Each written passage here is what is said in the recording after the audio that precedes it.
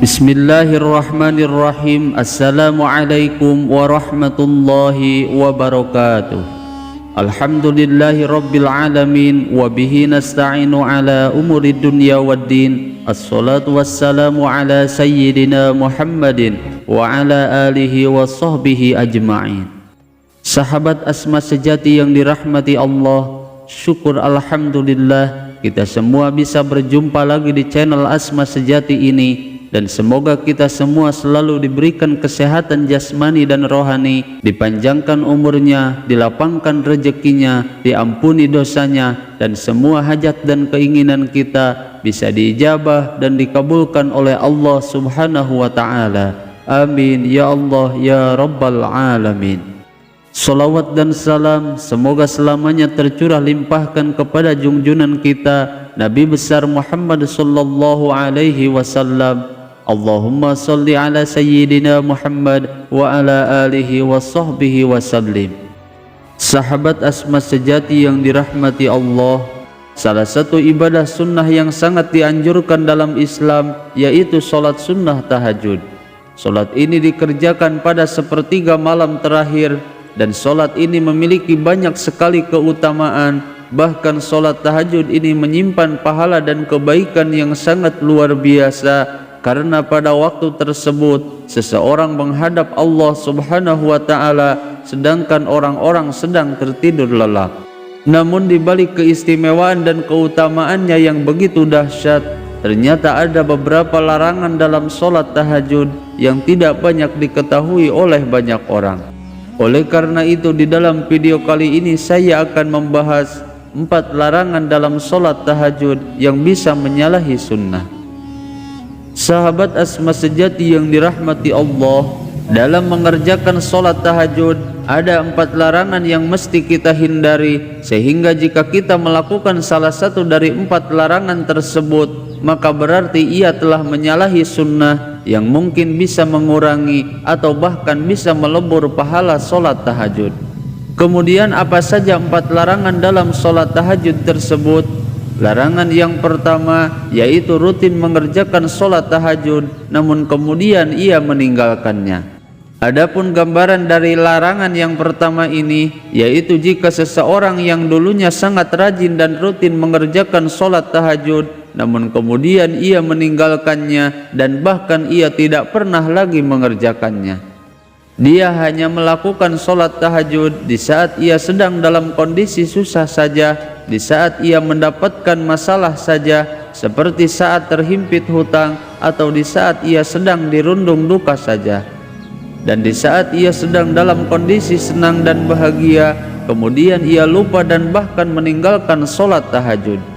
Seseorang yang melakukan sholat tahajud dengan cara seperti ini tidak hanya dianggap sebagai kebiasaan yang tidak baik, namun juga mendapat kritikan langsung dari Rasulullah sallallahu alaihi wasallam. Sebagaimana beliau pernah berpesan dalam sebuah hadisnya kepada Abdullah bin Amr bin As, "Wahai Abdullah, janganlah kamu seperti si fulan. Dulu ia sangat rajin mengerjakan sholat malam, namun sekarang ia meninggalkan bangun malam." Hadis riwayat Imam Bukhari dan Imam Muslim. Sholat tahajud bukanlah ibadah sunnah yang dianjurkan dilakukan di saat keadaan susah saja atau di saat tertimpa masalah saja, namun ketika dalam keadaan lapang dan senang pun ibadah sholat tahajud ini harus tetap dilaksanakan. Sebagaimana Rasulullah sallallahu alaihi wasallam pernah bersabda, "Kenalilah Allah, niscaya Allah akan mengenalimu ketika kamu susah." Hadis riwayat Imam Ahmad. Seseorang yang meninggalkan sholat tahajud padahal sebelumnya ia sangat rutin melakukannya, maka ia termasuk orang-orang yang melakukan perbuatan yang dibenci dan tidak disukai oleh Rasulullah sallallahu alaihi wasallam.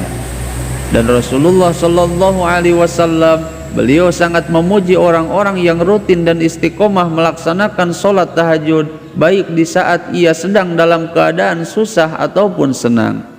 Sebagaimana Rasulullah sallallahu alaihi wasallam pernah bersabda dalam salah satu hadisnya mengenai Abdullah bin Amr yang rajin melaksanakan sholat tahajud, yang artinya sebaik-baiknya orang adalah Abdullah bin Amr seandainya dia mau melaksanakan sholat tahajud. Dan setelah Abdullah bin Amr dikatakan seperti ini, maka sejak itu Abdullah bin Amr tidak pernah lagi tidur di waktu malam terkecuali hanya beberapa saat saja. Hadis riwayat Imam Bukhari dan Imam Muslim. Bahkan mengerjakan sholat tahajud dalam situasi dan kondisi apapun, hal ini telah dicontohkan oleh Rasulullah sallallahu alaihi wasallam, dan beliau tidak pernah meninggalkan sholat malam meskipun beliau dalam kondisi sakit sekalipun. Sebagaimana yang pernah disampaikan oleh Siti Aisyah radhiyallahu anha dalam sebuah hadisnya, yang artinya jangan tinggalkan qiyamul lail, karena sesungguhnya Rasulullah sallallahu alaihi wasallam beliau tidak pernah meninggalkannya, dan apabila beliau sakit atau malas maka beliau lakukan sholat sambil duduk. Hadis riwayat Imam Abu Daud. Kemudian larangan yang kedua yaitu mengkhususkan sholat tahajud pada malam Jumat saja. Memang secara hakikatnya malam Jumat adalah malam yang utama dan sangat istimewa, namun mengkhususkan melaksanakan sholat tahajud hanya pada malam Jumat saja itu termasuk amalan yang makruh untuk dilakukan. Sebagaimana yang dijelaskan dalam sebuah hadis dari riwayat Imam Abu Hurairah radhiyallahu anhu bahwa Rasulullah sallallahu alaihi wasallam pernah bersabda, yang artinya janganlah kalian khususkan malam Jumat dan malam-malam lainnya dengan mengerjakan qiyamul lail atau sholat malam. Hadis riwayat Imam Muslim. Maka untuk menghindari kemakruhan dari sholat tahajud yang dikhususkan pada malam Jumat saja, maka saya sarankan agar menambahkan sholat tahajud tersebut dengan malam yang sebelumnya atau dengan malam yang sesudahnya. Sebagaimana yang dijelaskan oleh Imam Ibnu Hajar Al-Haytami dalam kitab Tuhfatul Muhtaj bahwa makruh hukumnya mengkhususkan malam Jumat dengan qiyamul lail atau dengan sholat tahajud. Oleh karena itu di dalam beberapa kitab dijelaskan untuk menghilangkan kemakruhan mengerjakan qiyamul lail pada malam Jumat saja, yaitu dengan menambahkan satu malam sebelumnya atau satu malam sesudahnya. Namun yang lebih baiknya lagi jika kita rutin dan istiqomah mengerjakan sholat tahajud pada setiap malamnya. Sahabat Asma sejati yang dirahmati Allah, kemudian larangan yang ketiga yaitu melaksanakan sholat tahajud saat dalam keadaan mengantuk. Maka apabila kita mengantuk saat mengerjakan sholat tahajud, maka sebaiknya hentikan atau tunda terlebih dahulu sholat tahajudnya dengan melakukan tidur atau istirahat sebentar sampai hilang rasa ngantuknya dan tubuh menjadi fit kembali. Dan hal ini merupakan sunnah yang diajarkan oleh Rasulullah sallallahu alaihi wasallam, sebagaimana dalam sebuah hadis dijelaskan bahwa Nabi Muhammad sallallahu alaihi wasallam beliau pernah menegur Sayyidah Zainab yang memaksakan diri untuk melaksanakan sholat tahajud dalam keadaan mengantuk. Seperti pada suatu ketika Rasulullah sallallahu alaihi wasallam masuk ke dalam masjid, kemudian beliau melihat sebuah tali yang dibentangkan, lalu beliau pun bertanya, "Apa ini wahai para sahabat?" Kemudian para sahabat pun menjawab, "Ini adalah tali milik Zainab ketika beliau mengerjakan sholat dalam waktu yang lama dan ia sangat kelelahan, maka ia akan bersandar dengan tali tersebut." Kemudian Rasulullah sallallahu alaihi wasallam bersabda, "Lepaskanlah tali tersebut. Kalian harus mengerjakan sholat ketika dalam keadaan segar dan fit, dan jika kelelahan maka tidurlah dulu." Hadis riwayat Imam Bukhari dan Imam Muslim. Memaksakan diri melaksanakan sholat dalam kondisi mengantuk, hal ini sangat dilarang, sebab hal ini dapat menghilangkan kekhusyuan dalam sholat dan bahkan bisa merusak makna bacaan dalam sholat.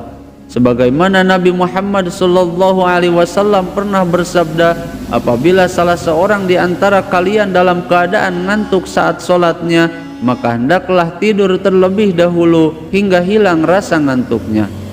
Karena jika salah seorang di antara kalian tetap mengerjakan sholat sedangkan ia dalam keadaan mengantuk, maka ia tidak akan paham apa arti yang dimaksud dalam bacaannya, atau ia meminta ampun tapi ternyata ia malah mencela dirinya. Hadis riwayat Imam Bukhari dan Imam Muslim.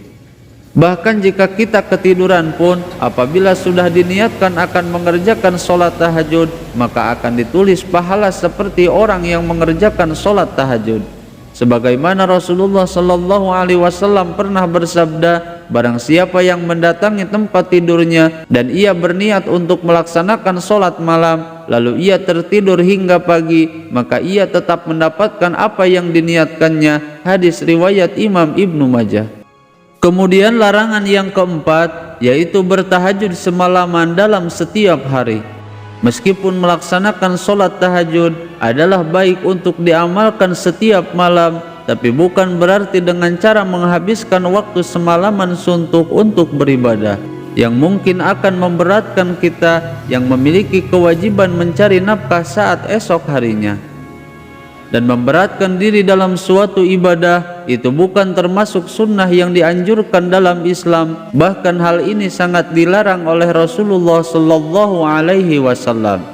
Bahkan Rasulullah Sallallahu Alaihi Wasallam pun beliau telah memberikan peringatan, akulah orang yang paling takut kepada Allah dan paling bertakwa kepadanya di antara kalian, tapi aku kadang berpuasa dan kadang tidak. Aku kadang sholat malam dan juga kadang tertidur, dan aku juga menikahi seorang perempuan. Maka siapa saja yang membenci sunnahku, maka ia tidak akan termasuk dari golonganku. Hadis riwayat Imam Bukhari dan Imam Muslim.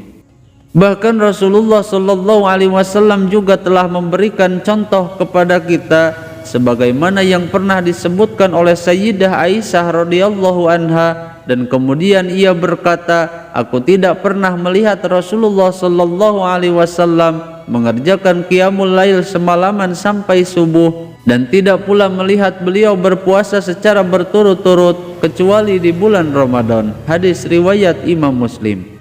Oleh karena itu, di dalam melaksanakan sholat tahajud tidak boleh dilakukan secara berlebihan, terlebih jika sampai memberatkan dirinya, yang pada akhirnya ia malah menjadi malas untuk mengerjakan sholat tahajud kembali. Dan apalagi jika hal tersebut sampai membuat seseorang melalaikan kewajiban yang seharusnya dikerjakan, maka perilaku yang seperti ini jelas dilarang dalam Islam dan juga menyalahi sunnah. Oleh karena itu, kerjakanlah sholat tahajud semampu kita dan menurut kemampuan kita masing-masing, sehingga mudah untuk dikerjakan secara istiqomah. Bahkan Rasulullah Sallallahu Alaihi Wasallam pun beliau memerintahkan kepada kita, lakukanlah amalan-amalan yang kalian sanggup melaksanakannya, karena Allah tidak akan pernah merasa bosan hingga kalian sendirilah yang merasa bosan. Oleh karena itu, lebih baik amalan yang sedikit tapi istiqomah daripada amalan yang banyak tapi kemudian terputus di tengah jalan. Sahabat Asma sejati yang dirahmati Allah, itulah 4 larangan dalam melaksanakan sholat tahajud, dan semoga kita semua diberi kemudahan oleh Allah Subhanahu wa Ta'ala dan diberi keistiqomahan dalam mengerjakan sholat tahajud dengan benar sesuai sunnah. Amin ya Allah ya Rabbal Alamin. Semoga video ini bisa bermanfaat. Mohon maaf apabila ada kesalahan. Wassalamualaikum warahmatullahi wabarakatuh.